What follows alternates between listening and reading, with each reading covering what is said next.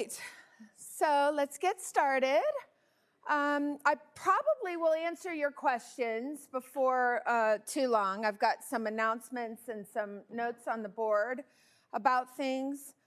We've extended the deadline for the practice exam until Wednesday midnight.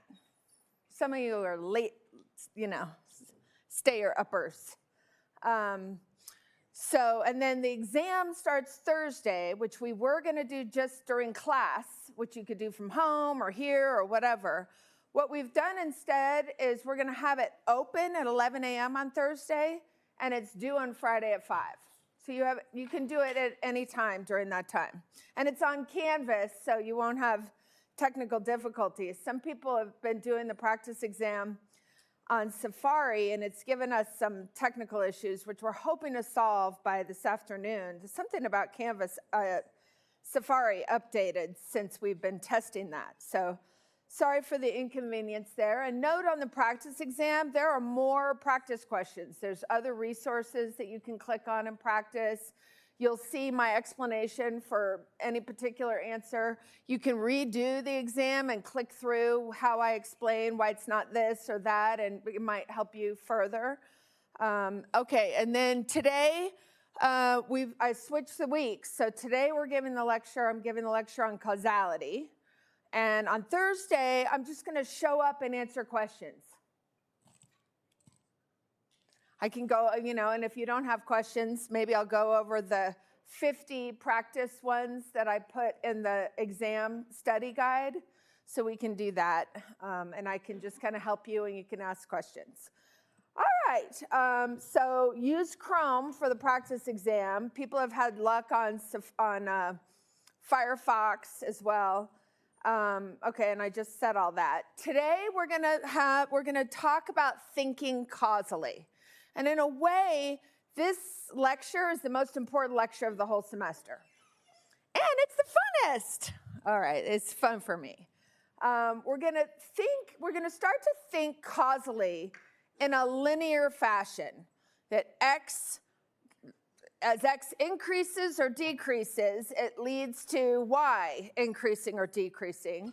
And we're gonna diagnose the correlation between x and y, and talk about different kinds of relationships and how we might diagnose what might be happening. And in a way, this lecture also sets you up for success in 2075, which is a required class if you're a political science student. I'm going to show multiple ways of visualizing these relationships so that you can see how that works. So just to review where we've been and where we're going. So the first week we talked about there's a logic of different kinds of claims. And I made the point that once you're thinking about historic event causality, that requires a specific kind of evidence.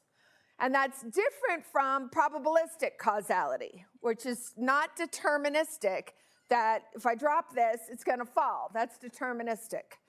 Then in the second week, I really spent the entire week hoping to persuade you that it's actually quite difficult to distinguish a verifiable observable from any kind of inference. And that even famous, very smart people have made that mistake. And so you should be kind to yourself if you make that mistake, just like I'm kind to myself if I make that mistake. I mean, for most of us, our first thought when we're thinking about something is not our smartest thought. So I'm trying to help you be smarter in your second thought. The third week, we talked about how to engage in text interpretation, what it does, what it doesn't do. One of the most important, awful, terrible logical fallacies that exist in the world is that people mistake reasons for causes. And talking a little bit about normative first principles. So I've started writing the essay exam for the next class. And as you know, if you've read the syllabus, the essay exam is I write the essay, you tell me what's wrong with it. And I'm going to make the logical fallacies that were in those videos, and you don't have to say, oh, that's a straw man. I'm going to give you options, like what kind of mistake was this? What kind of mistake was that? And you're going to have a practice exam on courselets to help you do that. But in that, I'm giving myself an assignment and writing up a rubric so that you can see, make sure I'm following the rules of the rubric. And I have to make a causal argument, but I have to defend why I'm making this causal argument from a normative first principle. This causal argument matters. Understanding this causality matters. So you'll see a little bit about that. All right, so I have here, your brain will play tricks on you. I'm from Texas, and I have a friend back in Texas, and he says, your brain is not your friend. And his point there is that, you know, your brain will send you on some kind of thought that people are talking about you, or people don't like you, or blaming yourself for stuff that's not your fault, and that kind of stuff. And like thinking about intelligence as a habit, not as an attribute that you're like born with or whatever.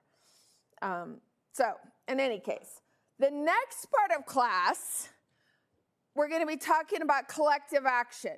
How do you get a group of people to cooperate and coordinate toward a particular goal?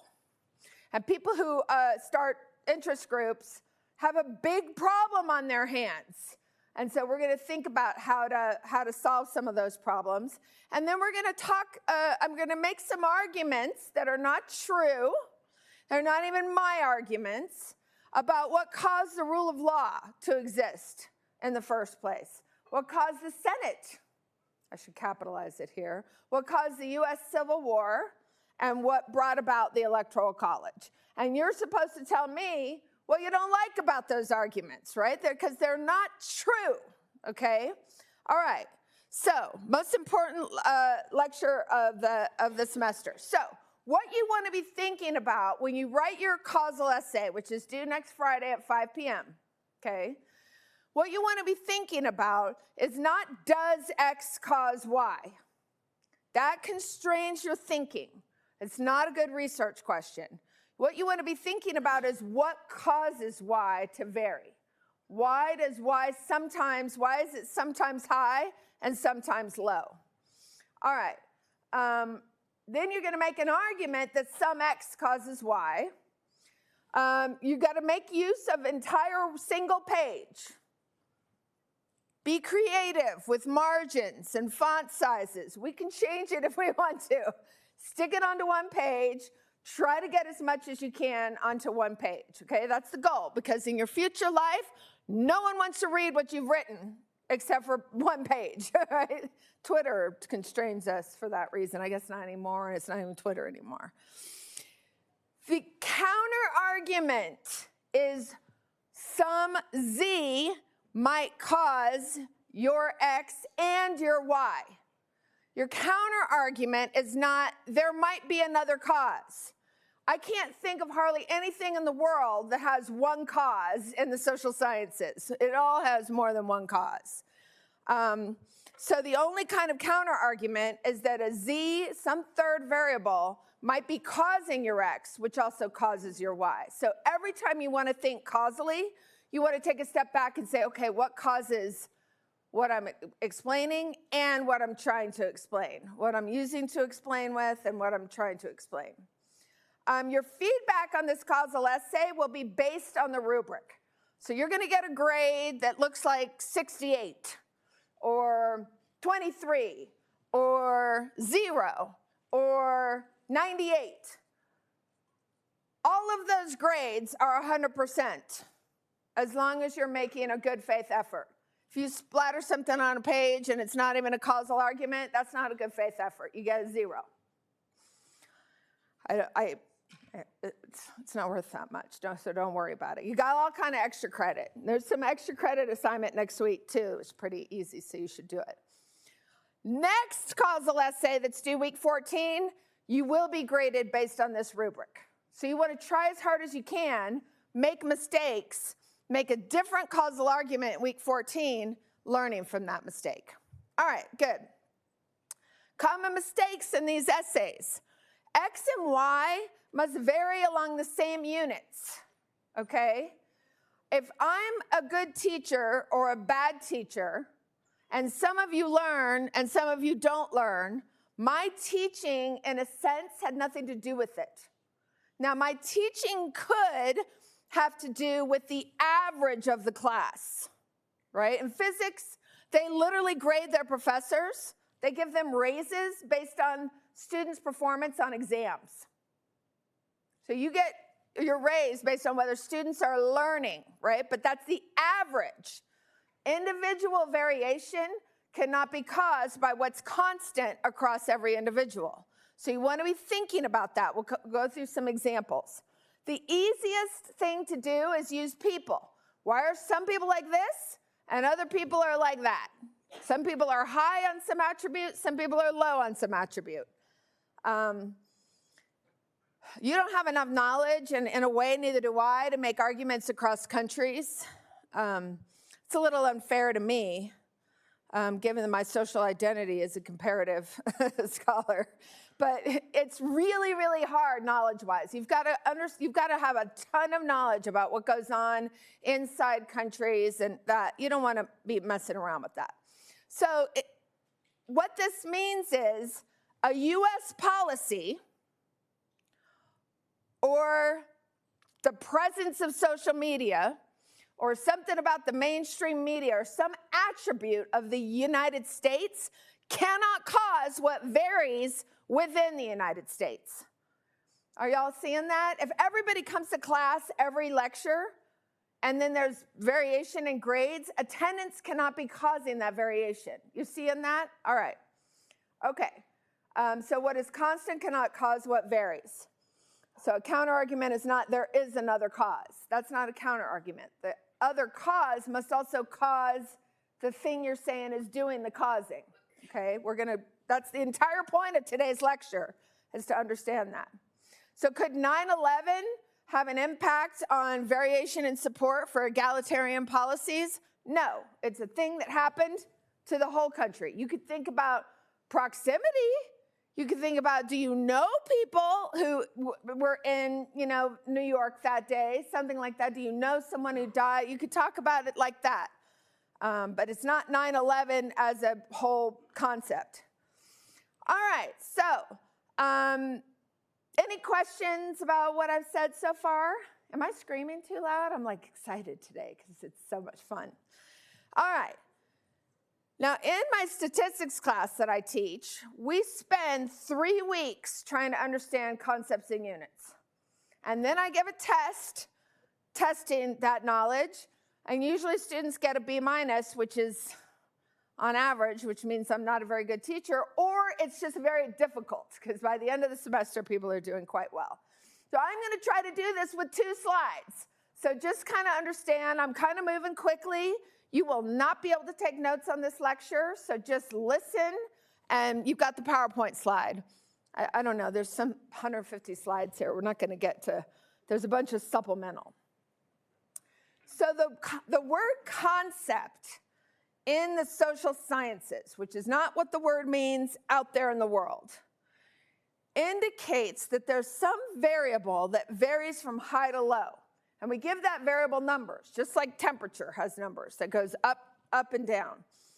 The concept is what the variable is in theory, okay? So who wants to be picked on today? I always have. I picked on you last time. I'm not going to pick on you this time. Anybody want to be picked on? I'm not actually picking on you. I'm just going to give a number to an attribute. All right, tell me your name. Ava, okay. You are very pessimistic. I'm just making that up, okay? And I'm very optimistic, okay?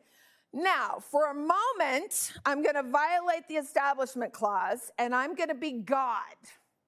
And because I'm God and I know all things, I can put Ava on a very specific place on the optimism-pessimism spectrum, right? There is a truth about where Ava exists on that spectrum, and there is a truth about where I exist. So let's say it goes from 1 to 5, and optimism is high, so I get a 4.361247, very precise because I'm God. And then I'm going to give you, since you're a pessimist, a 1.64567, very precise number. We don't have access to that as social scientists, right? So we are going to give you a number 1, and we're going to give me a number 5, and we're going to hope it kind of correlates with the truth, right?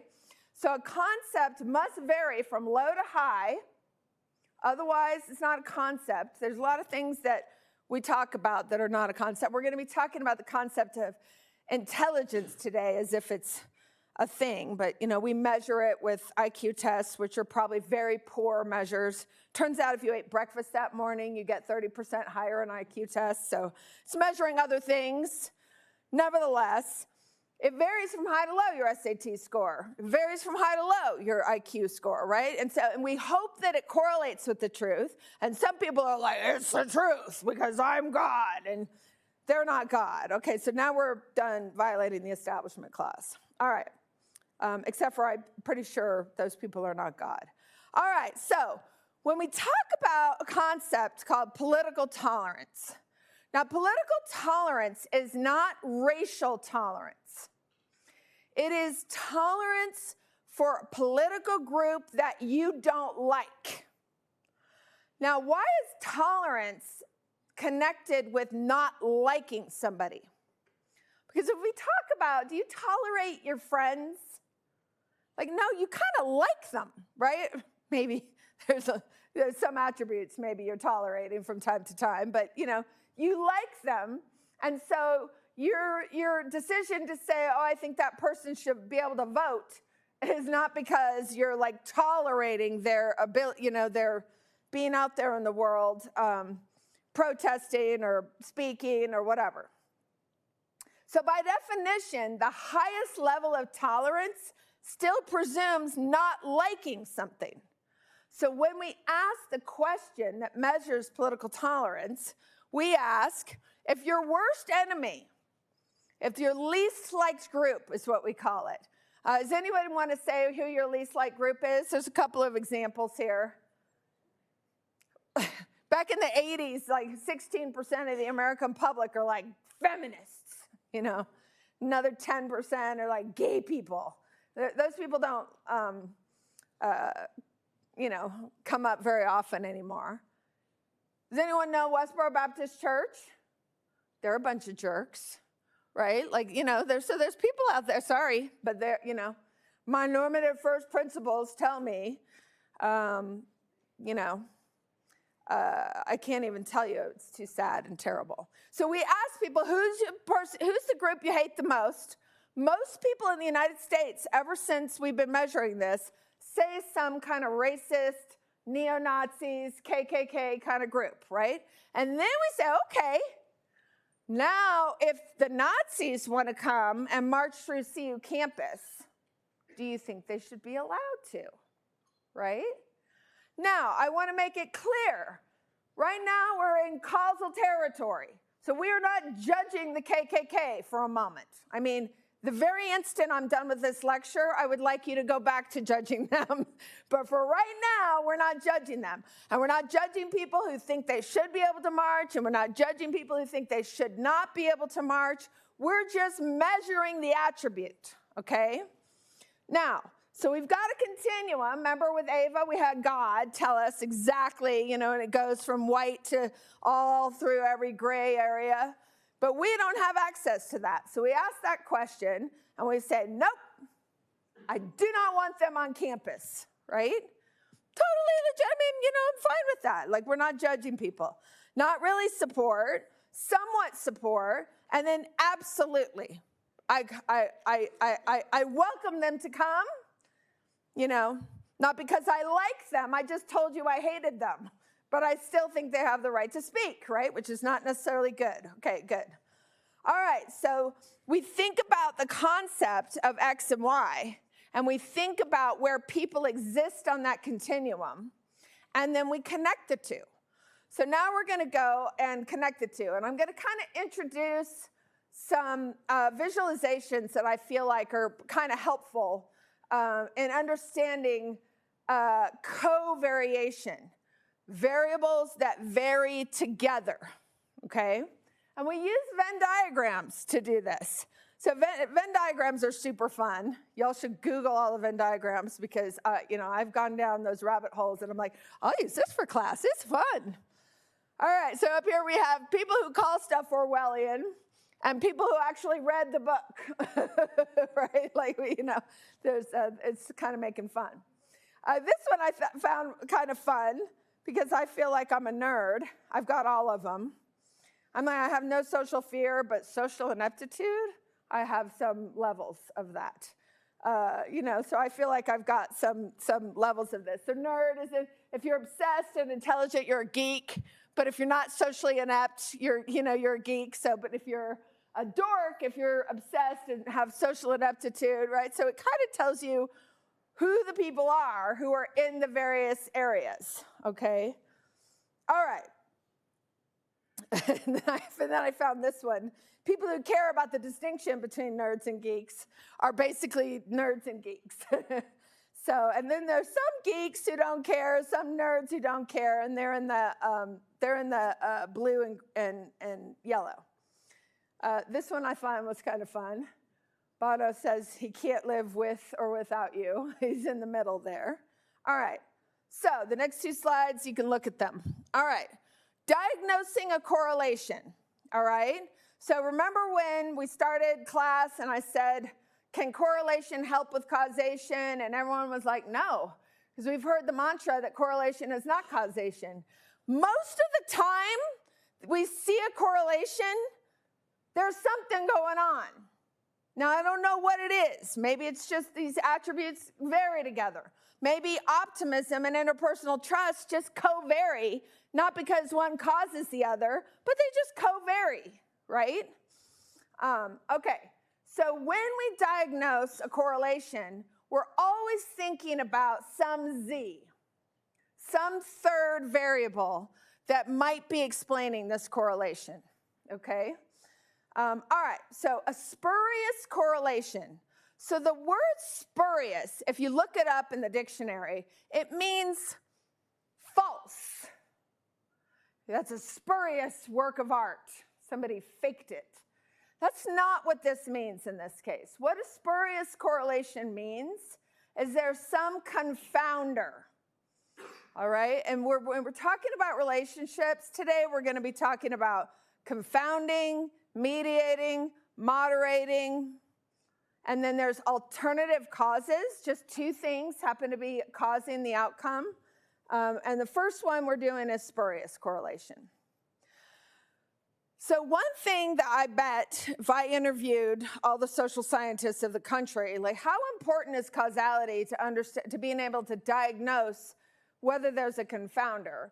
They would say, well, it's not important at all. The whole point of spurious correlation is it's not causation. And that's mistaken. And I would like to cure the world of that misconception. So we'll talk about that. Testing for the presence of a confounder. Here's when you know you've got a confounder. A and B are correlated. But they're correlated because Z causes A and Z causes B. And if Z is a confounder, technically, if it's a perfect confounder, sometimes it's like, well, this is partially confounded. But if it's a perfect confounder, then if you control for Z, the correlation between A and B disappears. Okay? Now, I'm going to show you with multiple kinds of illustrations what it means to control for a third variable. Because people will say that colloquially. Well, did you control for whatever? A lot of times they'll try to control for a variable that's a constant on the, that's, so anyway. Now you're getting to the inner workings of Professor Baird's mind. I'm like, but that's illogical. All right. So you have to look at the correlation between A and B and control for Z. That means for all values of Z, the relationship and the correlation between A and B disappears. Okay? What that means, here we've got a Z, and we're just simplifying things right now. We've got A and B.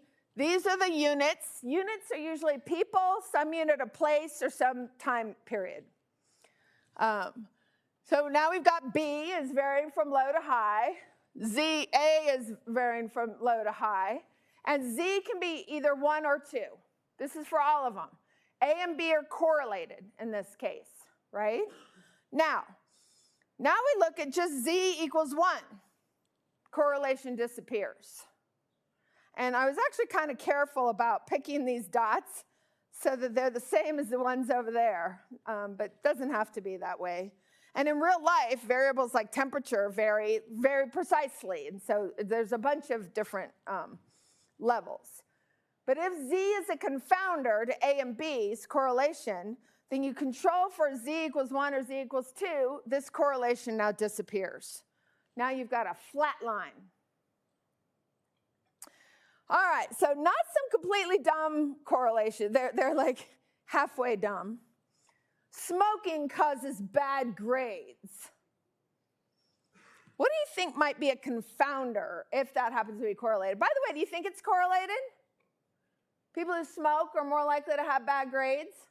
Maybe, but you're pretty skeptical about the cause here, right? Like it might be correlated. Why? What causes smoking and what causes bad grades? Call it out. You got some familial issues. Maybe your parents weren't watching you when you were 12 and you were out smoking, right? It's a shockaroo that I never smoked. When I think about it. Oh, brother. So it could be, and the familial issues that you're talking about might actually also cause bad grades, because if we got trouble in the family, family's not being supportive of you being in college, you've got to help your family through some kind of issue, something like that could also cause bad grades. The stress of the family could be causing the smoking. Like when you really think about it, there's a lot of explanations for both. And probably if you control for all of these things, the correlation between smoking and bad grades is going to disappear. No one has said drinking yet. You suppose drinking correlates with smoking? Probably. All right. Bottled water causes healthier babies. What do you think might be going on there? There's a really obvious one. Money, money, money, she tells us. That's right. All right. Good. So, if you can afford bottled water, you can probably afford prenatal vitamins and stuff like that. All right. Here's an example from political science where we had a really good reason to believe in causality, okay? And then it turned out to be partially spurious, okay? And I like to talk about real examples like this because I want you to see that we can easily, as very smart people, make mistakes, okay? So here's a good one. Does education cause political tolerance, which is not a research question. It is a badly stated research question. It should be what causes political tolerance? And then thinking about education as a possible cause. Now, when people make this argument, the argument they're making is that many scholars have seen this positive correlation, very strongly correlated. I have never seen it not correlated, okay? And my advisor has published, 200,000 papers on political tolerance. It's some kind of number like that. I mean, I'm exaggerating slightly. But the argument is that when you go to college, you start hanging around people that you never hung around before, right? You start to see, oh, they believe that, but they're really nice people or whatever. Like I think I mentioned in the last lecture, it's kind of funny in Italy. They're like, yeah, I'm a communist, but I really like this fascist. He's very good at soccer, and we kind of hang out together.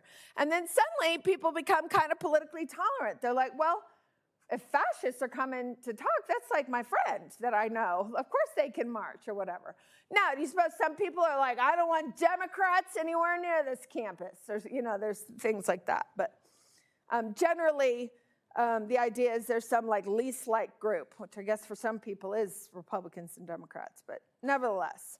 But the idea is that when you go to college, you're in dorms with people who have different political opinions, maybe than you've ever met, right? You grew up in a small town and everyone's Democratic or everyone's Republican and that's all your friends and that's all your parents' friends. Maybe you never met somebody who votes for a different party. Then you go to college and you're like, wow, I'm meeting all these people, and the other thing that happens is in universities, you get kind of socialized to support constitutional norms. So if I ask you the question, how many people in here support freedom of speech?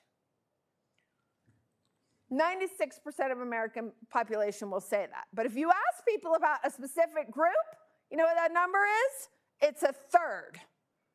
It's a third in South Africa, Israel, Russia, the United States, every country I've ever seen, it's about a third. It's kind of eking up because of y'all, actually. So that's good. All right, so there's a couple of causal mechanisms. It's a good reason to believe that it's actually causal, right? Well, somebody came along and said, wait a minute, I think there might be something spurious going on. Well, if it's spurious, then by definition, it's a factor that causes education and also causes political tolerance. What kind of variable causes education? What causes people to be able to go to college? Money? Yeah? Also, like our democratic system, like our system of government. Yeah, okay, but in the United States, when it varies, what causes it? Money? What else? There's a gatekeeping function that actually was shut down during COVID, but there's a gatekeeping function that universities do. Yes? Tests like ACT, SAT, right? Which is also correlated with wealth and race and stuff like that because of wealth. Likely because when you control for wealth, the correlation between race disappears. As much as these racist social scientists would like to try to convince you of the opposite. All right, so there's a gatekeeping function that keeps people who don't test well out of college, right? Now, so there's this argument that cognitive sophistication, as measured by tests like the ACT and SAT, why would that cause political tolerance? And by the way, we are not saying good here, all right? But why might it cause political tolerance? The argument goes, okay, tell me.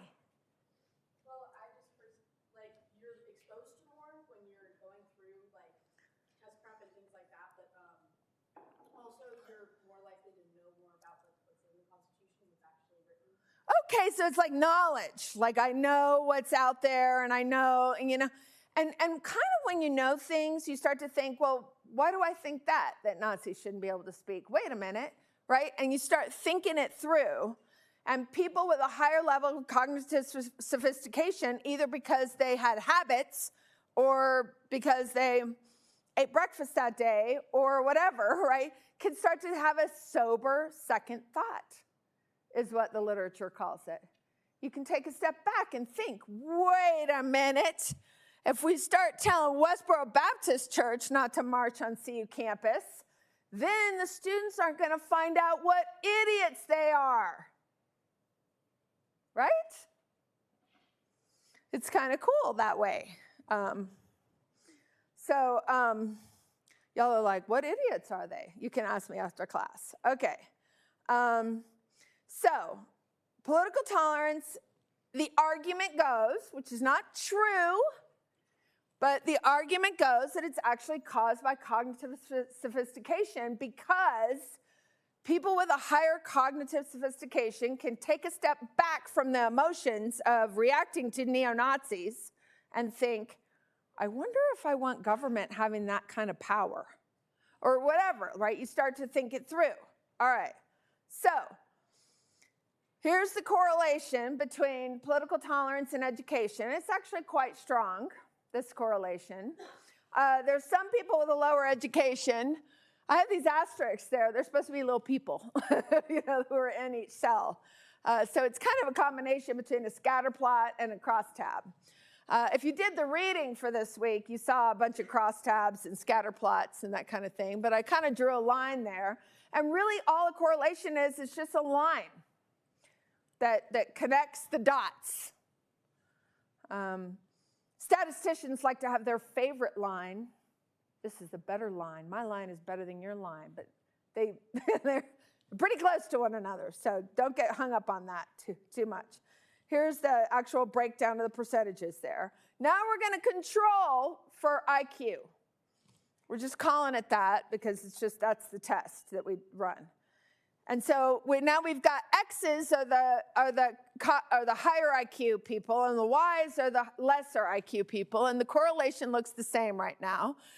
Now if we leave out the lower IQ, that slope becomes flatter. And if we leave out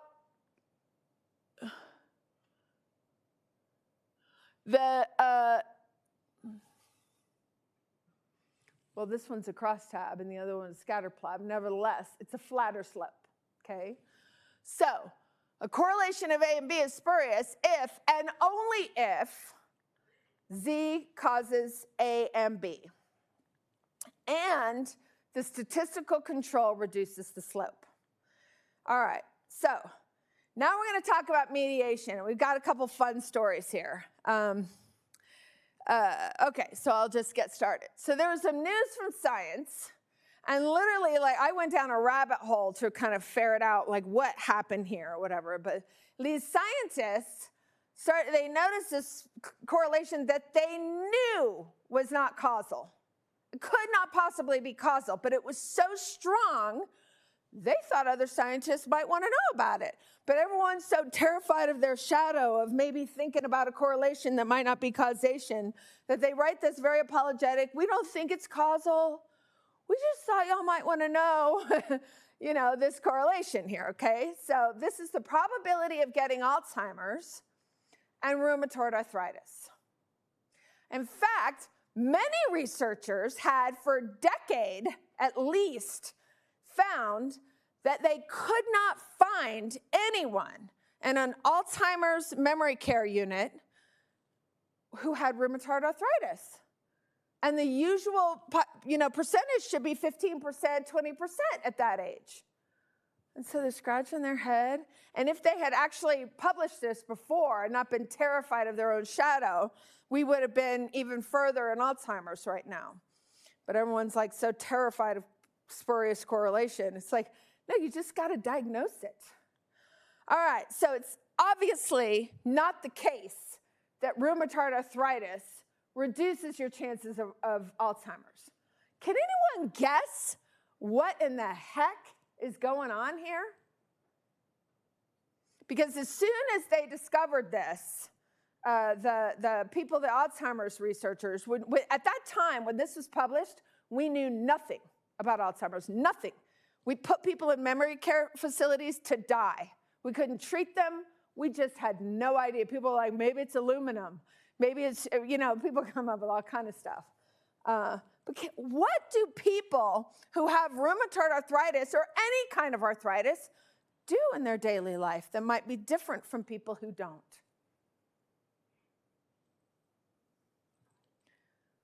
Drive?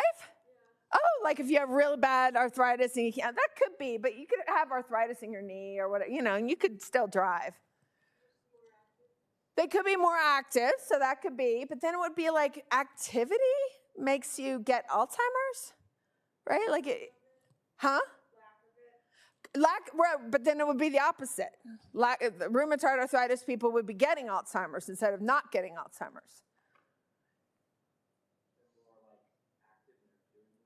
Okay, could be activity, except for it would be the inactive people not getting Alzheimer's and the active people getting it, and it was the other way. What do people do?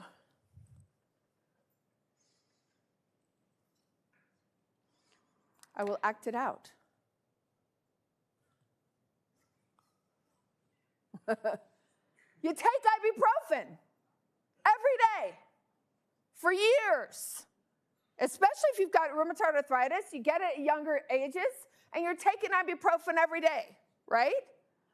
So This is literally how we found out that Alzheimer's is a disease of inflammation. Before this, we had no idea. Kind of interesting. All right. So Z, in this case, intervenes between A and B. It mediates the relationship. So let's look at how that looks. Look what it looks like. So if you look at all people, you've got this correlation between rheumatoid arthritis and Alzheimer's. If you only take a lot of ibuprofen, then having everybody who takes ibuprofen is going to be not getting Alzheimer's.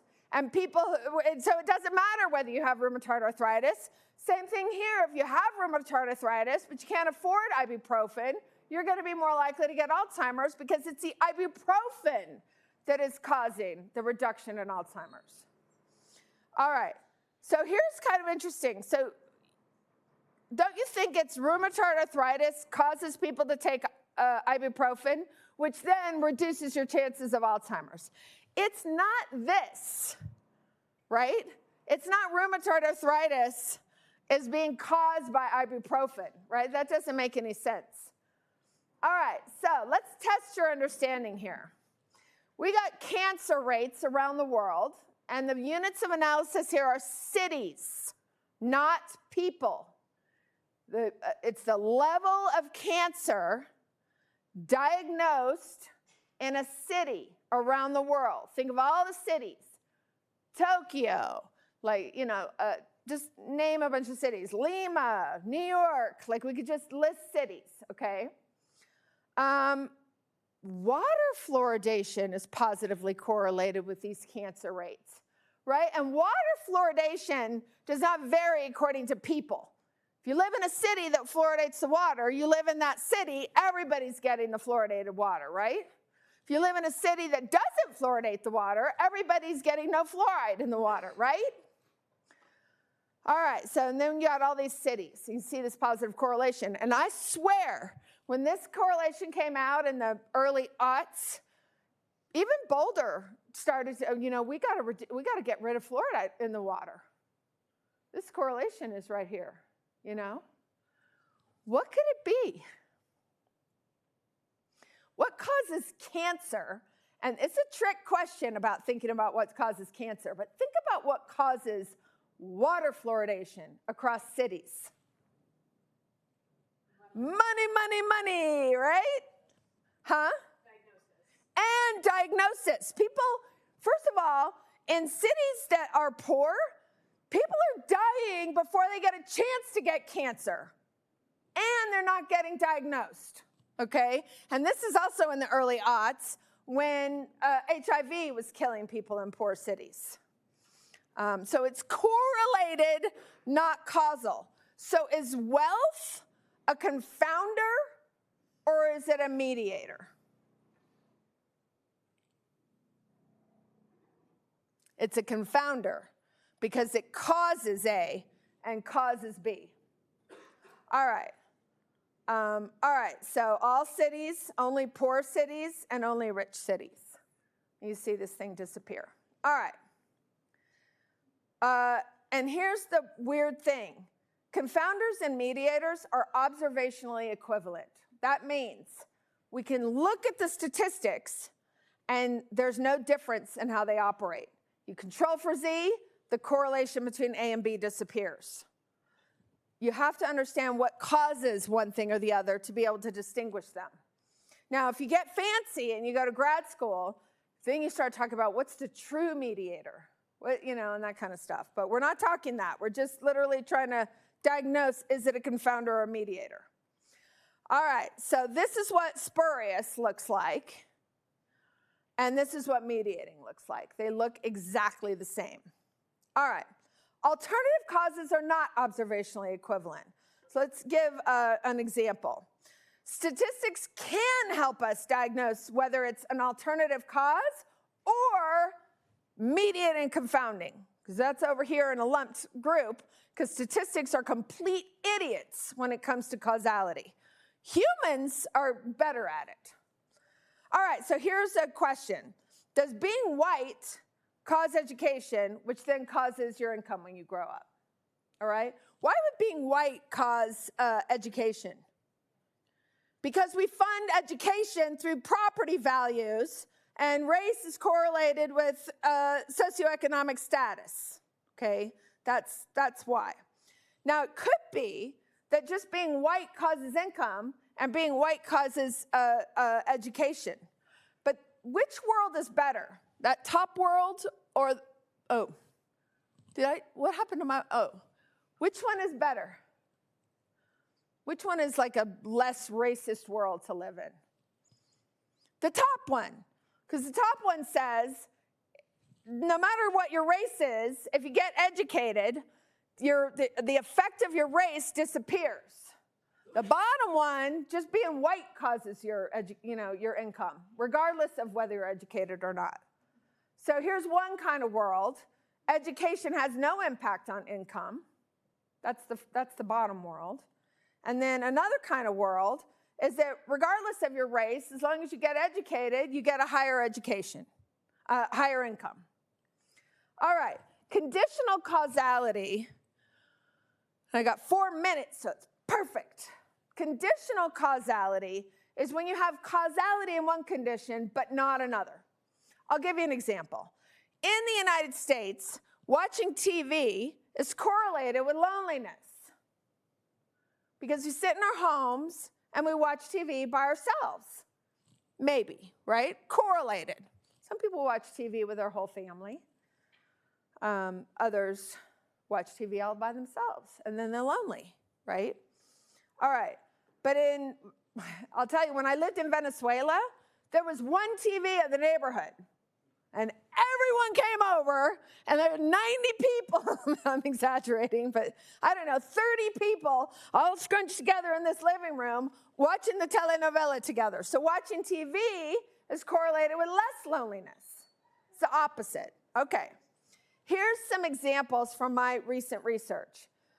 So my argument about support for political violence is quite a controversial one that nobody believes yet, is that economic grievances has nothing to do with support for political violence. And I have actually quite a bit of evidence for this because I've correlated it with every kind of economic attribute.